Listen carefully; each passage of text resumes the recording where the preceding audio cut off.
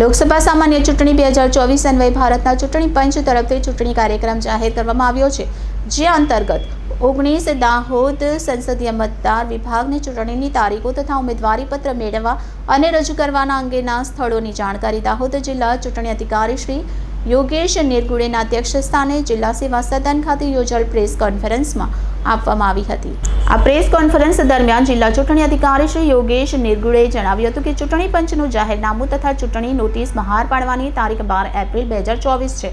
ઉમેદવારી પત્રો તારીખ 12 એપ્રિલ 2024 થી 19 એપ્રિલ 2024 જાહેર રજાના દિવસો સિવાય સુધીમાં સવારે 11 થી બપોરે 3 દરમિયાન રજૂ કરી શકાશે। ઉમેદવારે પોતાનું ઉમેદવારી પત્ર ચૂંટણી અધિકારી અને કલેક્ટર શ્રી દાહોદને કલેક્ટર કચેરી જિલ્લા સેવા સદન દાહોદ ખાતે અથવા મદદનીશ ચૂંટણી અધિકારી અને પ્રાંત અધિકારી શ્રી દાહોદને પ્રાંત કચેરી ગડી ફોલ્ટ દાહોદ ખાતે ઉમેદવારી પત્ર રજૂ કરી શકશે। ઉમેદવારી પત્રોની ચકાસણી તારીખ 20 એપ્રિલ 2024ના રોજ જિલ્લા ચૂંટણી અધિકારી સમક્ષ કરવામાં આવશે। ઉમેદવારી પાછી ખેંચવાની છેલ્લી તારીખ 22 એપ્રિલ 2024 બપોરના 3 કલાક સુધીમાં છે। મતદાન તારીખ 7 મે 2024ના રોજ સવારે 7 થી સાંજે 6 વાગ્યા સુધી રહેશે। આ પ્રેસ કોન્ફરન્સ નિમિત્તે નાયબ મદદનીશ ચૂંટણી અધિકારી હેતલ વસૈયા તેમજ નાયબ માહિતી નિયામક એસ.જે. બલેવિયા ઉપસ્થિત રહ્યા હતા। રિપોર્ટર કિશોર ટપકર, સિટી ગોલ્ડન ન્યૂઝ, દાહોદ। લોકસભાની ચૂંટણી માટે જાહેરનામું નોટિફિકેશન આવી ગયેલું છે। આજથી નોમિનેશનની પ્રક્રિયા જો છે એ શરૂ થઈ ગઈ છે અને 19 તારીખના બપોરના 3 વાગ્યા સુધી ઈચ્છુક ઉમેદવારો જો છે આપનું નોમિનેશન ફાઇલ કરી શકે છે। 20મી તારીખે એની સ્ક્રુટિની કરવામાં આવશે અને 22મી તારીખના 3 વાગ્યા સુધી એનું વિડ્રોવલ થઈ શકે છે। 22 તારીખે 3 વાગ્યા પછી ફાઇનલ ઉમેદવારોની યાદી નક્કી કરવામાં આવશે અને એના પછી ચૂંટણી યોજવામાં આવશે। આપની ચૂંટણી જો છે એ 7 મે 2024ના દિવસે થવાની છે, મંગળવારના દિવસે। તો વહીવટીતંત્ર તરફથી અને ડીઈઓ કચેરી તરફથી અને આરોગ્ય કચેરી તરફથી બધી વ્યવસ્થાઓ ગોઠવી દેવામાં આવેલી છે। પોલિંગ સ્ટાફ જો છે એમની નિમણૂકો થઈ ગયેલી છે, એમનું પ્રથમ ટ્રેનિંગ પણ થઈ ગયું છે।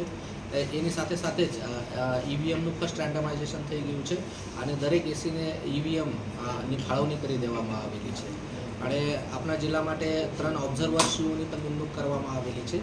એક્સપેન્ડિચર ઓબ્ઝર્વરશ્રી, જનરલ ઓબ્ઝર્વરશ્રી અને પોલીસ ઓબ્ઝર્વરશ્રી। આ એક્સપેન્ડિચર ઓબ્ઝર્વર જો છે આજે આપણા એસીમાં રિપોર્ટ કરવા માટે આવી રહ્યા છે।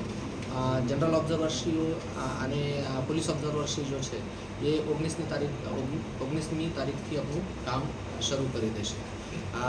જાહેર જનતા માટે એમને કોઈ પણ પ્રકારની સમસ્યા હોય તો જિલ્લામાં ડિસ્ટ્રિક્ટ કોન્ટેક્ટ સેન્ટર અને integrated command and control centre પણ શરૂ કરી દેવામાં આવેલું છે। જાહેર નંબરો પણ જાહેર કરી દેવામાં આવેલા છે। તો ચૂંટણીલક્ષી કોઈ પણ ફરિયાદ હશે કે કોઈ પણ પ્રકારની જાણકારી આપવાની હોય કે મેળવવાની હોય તો આ નંબરો ઉપર કોન્ટેક્ટ કરી શકાશે।